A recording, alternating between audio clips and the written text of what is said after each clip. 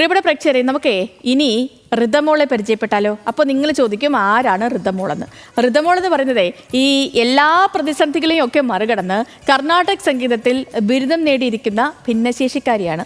ഇന്ത്യയിൽ ആദ്യമായാണ് ഒന്നിലധികം ശാരീരിക വെല്ലുവിളികൾ നേരിടുന്ന ഒരാൾ കർണാട്ടിക് സംഗീതത്തിൽ ബിരുദം നേടുന്നത്. കാലടി സംസ്കൃത സർവകലാശാലയിൽ ജനറൽ വിഭാഗത്തിലായിരുന്നു ഋതമോളുടെ പ്രവേശനം. സംഗീതമല്ലാതെ മറ്റൊന്നും ഋതമോൾക്കറിയില്ല. എഴുതാനോ വായിക്കാനോ കാണാനോ കഴിയില്ല, പക്ഷേ കേൾക്കാൻ കഴിയും. അതുമാത്രം മതിയായിരുന്നു ഋതമോൾക്ക് സംഗീതത്തിൽ ബിരുദം നേടാൻ. ഇന്ത്യയിൽ ആദ്യമായാണ് ഒന്നിലധികം ശാരീരിക വെല്ലുവിളികൾ നേരിടുന്ന ഒരു വിദ്യാർത്ഥി സംഗീതത്തിൽ ബിരുദം നേടുന്നത്. 3 വയസ്സൊക്കെ മുതൽ അറിഞ്ഞിരുന്നു. തനിയിരുന്ന് പാട്ട് കേൾക്കുമ്പോൾ ദൂരദർശനിലൊക്കെ പാട്ട് വരുമായിരുന്നു. അങ്ങനെ അവളത് പാടുകയൊക്കെ ചെയ്തപ്പോഴാണ് അങ്ങനെ മനസ്സിലായത് പാടാനുള്ള കഴിവൊക്കെ ഉണ്ട് എന്നുള്ള. തീവ്ര ശാരീരിക ചലന കാഴ്ച ബൗദ്ധിക വെല്ലുവിളികളെ അതിജീവിച്ചാണ് ദക്ഷിണേന്ത്യയിലെ പ്രമുഖ സർവകലാശാലയായ സംസ്കൃത സർവകലാശാലയുടെ മുഖ്യ കേന്ദ്രത്തിൽ നിന്ന് KN ഋതമോൾ സംഗീതത്തിൽ ബിരുദം നേടുന്നത്. സർവകലാശാല മ്യൂസിക് ഡിപ്പാർട്ട്മെന്റിന്റെ 100% അറ്റൻഡൻസും ഋതമോൾക്കുണ്ട്.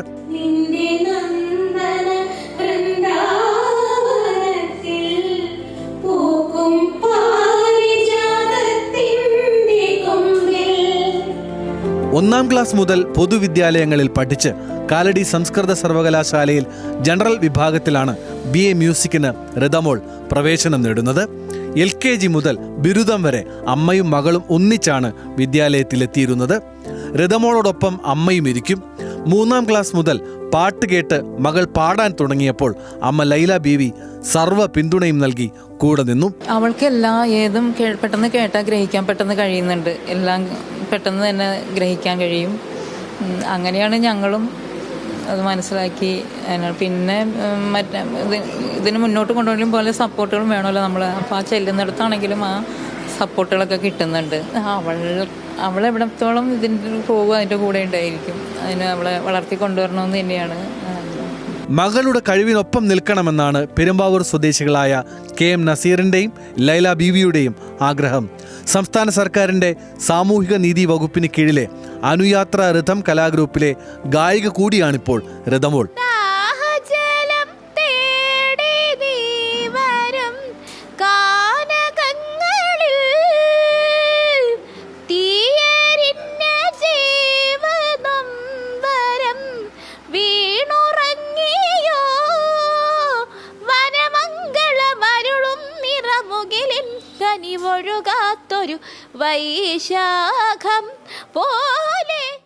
ന്യൂസ് മലയാളം, കൊച്ചി. ഇങ്ങനെയുള്ളവരെയൊക്കെ നമ്മൾ രാവിലെ കാണുമ്പോൾ തന്നെ നമ്മളും അറിയാതെ മോട്ടിവേറ്റഡ് ആകുമല്ലേ.